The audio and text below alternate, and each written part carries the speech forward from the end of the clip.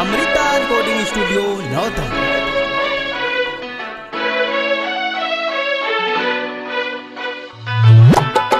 DJ Sanjeev, DJ Sanjeev, DJ Sanjeev, Balbhadrapur. चोली तैसन सियाला सिद्धारा जिया टाइट कइले बा। चोली तैसन सियाला सिद्धारा जिया टाइट कइले बा।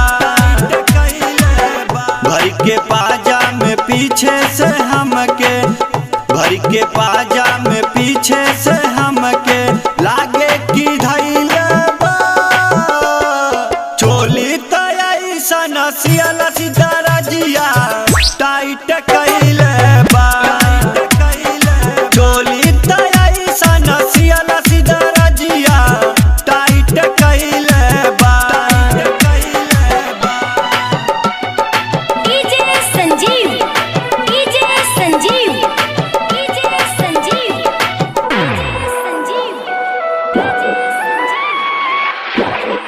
बलभद्रपुर।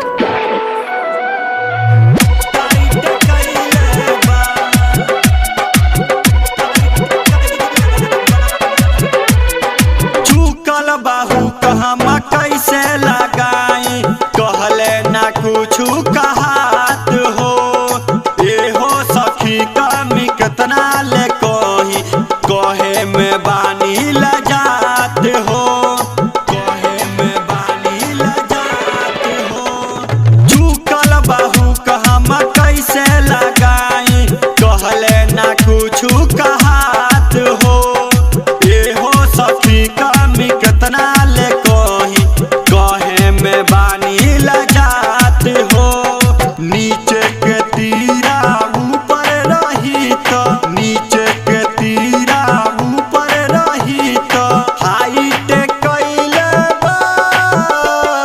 चोली तैसन सियाला सिद्धारा जिया टाइट कइले बा। चोली तैसन सियाला सिद्धारा जिया टाइट कइले बा।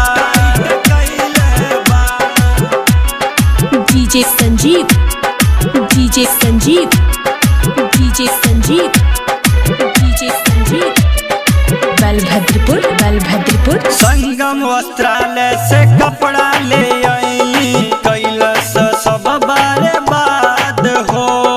ऐसे निमन रहल जितेंद्र सियल, पहिने में आवे सवाद हो।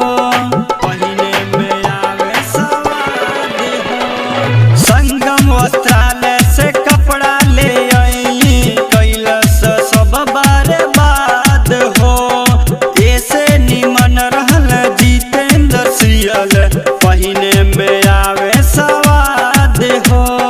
आगे के हिस्सा तो सियल बापू, आगे के हिस्सा तो सियल बापू राइट कइले बा।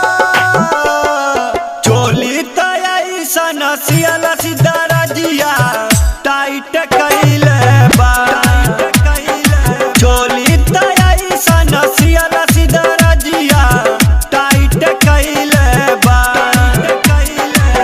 भर के पाजा में पीछे से हमके, भर के पाजा में पीछे से